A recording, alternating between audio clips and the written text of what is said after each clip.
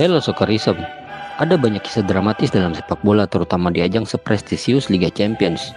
Terkadang, kisah itu melebihi legenda atau dongeng sebelum tidur, karena kejadian-kejadian yang di luar nalar sering terjadi. Contohnya saja drama di Barcelona saat Manchester United mengalahkan Bayern Munchen secara dramatis dengan 2 gol ajaib di 2 menit akhir babak kedua yang membalikan keadaan untuk setan merah.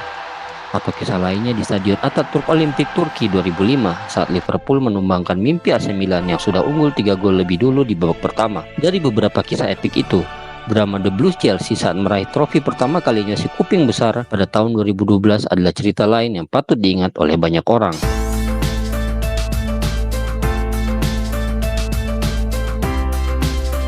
Sejak dibeli Taipan Rusia Roman Abramovich, Chelsea mulai dikenal dengan sebutan baru, The Roman Emperor.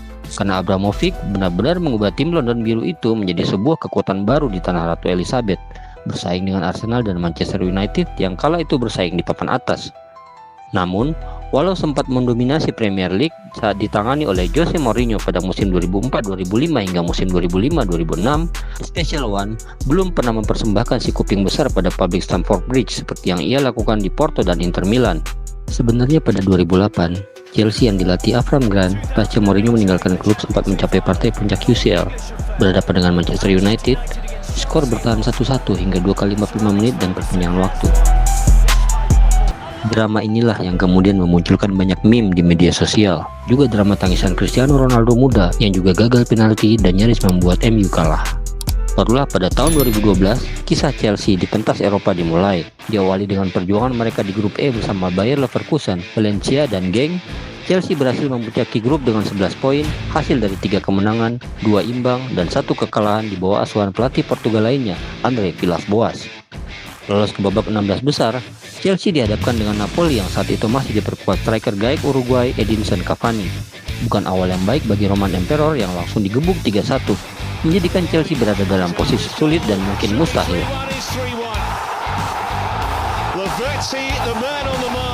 Saat itulah, Abramovich mengambil keputusan besar dengan menggantikan posisi Villas-Boas dengan pelatih interim yang juga legenda klub Chelsea asal Italia, Roberto Di Matteo. Di tangan Roberto Di Matteo yang lebih pragmatis, Chelsea membalikkan situasi. Saat leg 2 di kandang, Chelsea gantian memukul Cavani CS dengan skor 4-1 di babak perpanjangan waktu sekaligus meloloskan tim London Biru itu ke 8 besar dengan agregat 5-4. Dan keajaiban seolah tak berhenti menaungi Chelsea setelah saat itu. Di perempat final, Chelsea berhadapan dengan Benfica. Mereka menang 1-0 di babak pertama di Portugal berkat gol Salomon Kalou.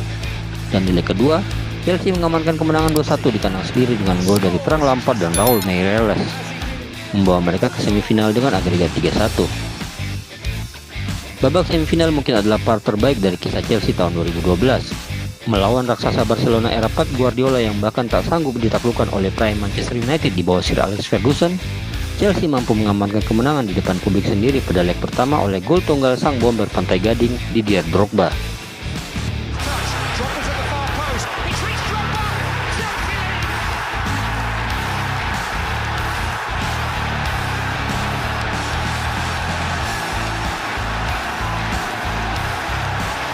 Pada leg kedua di Camp Nou, John Terry mendapat kartu merah dan mereka tertinggal 2-0 oleh gol Busquets dan Iniesta.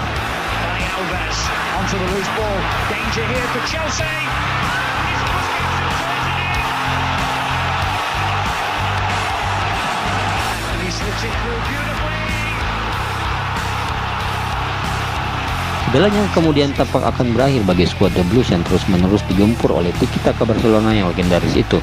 Namun, mentalitas yang diajarkan Di Matteo membuat Barcelona sulit menembus pertahanan Chelsea meski bermain dengan 10 orang. Justru Chelsea lah yang sukses memperkecil ketertinggalan lewat kaki Ramirez yang mencip bola melewati Victor Valdes di penghujung babak pertama. Skor 2-1 sebenarnya sudah cukup bagi Chelsea untuk lolos karena aturan agregat goal away. Di babak kedua, Barcelona yang butuh tambahan gol kian gencar menyerang Chelsea. Hasilnya, Fabregas dilanggar Drogba di kotak penalti. Lionel Messi, sang mega bintang Catalunya itu, gagal mengeksekusi tendangan 12 pas setelah tendangannya hanya membentur misar gawang. Selebihnya hanyalah kebingungan di lini depan Barcelona berkat disiplinnya lini belakang Chelsea yang dikawal Ivanovic dan Bosingwa yang menggantikan Gary Cahill karena cedera selama pertandingan berlangsung. Namun protagonis malam itu jatuh kepada El Nino Fernando Torres. Sang striker Spanyol yang ditebus mahal dari Liverpool itu sempat kesulitan di awal-awal penyesuaian dirinya dengan Stamford Bridge. Momen yang paling diingat orang tentu saja saat Torres gagal menjebol gawang Manchester United yang telah kosong, mungkin saking gugupnya.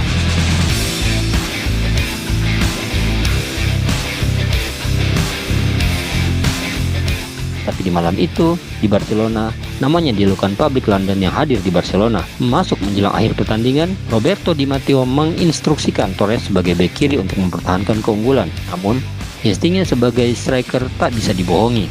Saat seluruh rekan-rekannya fokus menahan gempuran skuad Blaugrana, Torres melihat celah kecil di garis tengah lapangan yang telah kosong karena seluruh pemain Barcelona berada di wilayah pertahanan Chelsea. Juan Mata yang jeli melihat pergerakan Torres mengirim umpan serangan balik. Bola mengenai Ashley Cole yang beruntung masih sempat meneruskan bola pada Torres yang berlari sendirian melewati garis tengah hingga akhirnya tinggal berhadapan dengan Victor Valdes yang terlalu mudah ditaklukkan. Chelsea pun mengalahkan Barcelona dengan agregat 3-2 dan Torres menjadi pahlawan malam itu. Penampilan epik Chelsea ditutup dengan manis di partai puncak, pun dengan pertarungan yang tak kalah sengitnya. Gol sundulan Muller pada menit 83 tak lantas membuat pemain Chelsea menyerah. Kemenangan atas Barcelona benar-benar mengubah peta prediksi orang-orang saat Didier Drogba menyamakan kedudukan di menit 88 atau 5 menit pasca Chelsea kebobolan juga lewat skema sepak pojok. Uniknya, itu menjadi satu-satunya serangan Chelsea di malam itu yang lantas menjadi gol penyama kedudukan.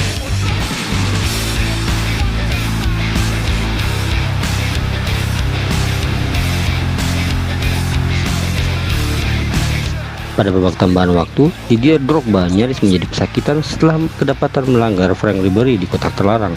Tanpa segan, wasit menunjuk titik putih. Tapi lagi-lagi, Dewi Fortuna masih berpihak pada Chelsea. Mereka memiliki kiper Cech yang dengan sigap menepis tendangan Arjen Robben sehingga skor masih sama kuat 1-1 hingga babak pertambahan waktu berakhir. Saat fans Chelsea tentu sempat dibayangi deja vu final 2008 saat Chelsea ditaklukkan Manchester United. Namun, malam itu beda cerita. Mereka adalah Chelsea yang lebih siap dari sebelumnya dan sisanya adalah sejarah.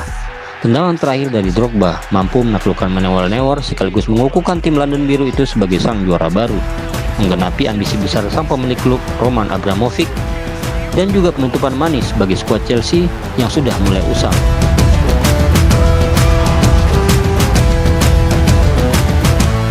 Skuad The Blues yang mulai uzur saat itu, Kapten John Terry, Ivanovic, Lampard hingga Drogba menutup pengabdian mereka dengan persembahan terakhir yang sangat manis dan dahsyat.